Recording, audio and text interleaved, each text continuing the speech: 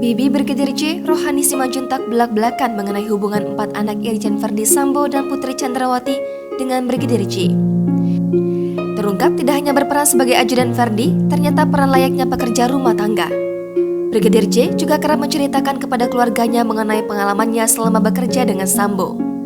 Berikut pengakuan Brigadir Yosua atau Brigadir J. Brigadir J bercerita kepada keluarga bahwa dirinya dipercaya untuk mengantar jemput anak Verdi Sambo. Tak hanya itu, Brigadir J kerap diminta berbelanja. Bahkan, Brigadir J setrika baju anak Sambo.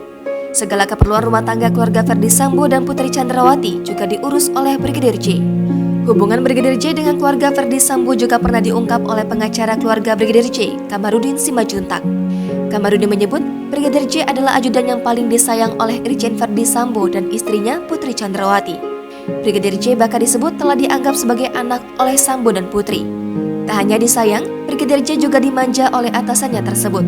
Bahkan, keleluasaan dan kepercayaan tertentu untuk mengurus kebutuhan keluarga Verdi Sambo. Jangan lupa subscribe, share, komen, dan like ya!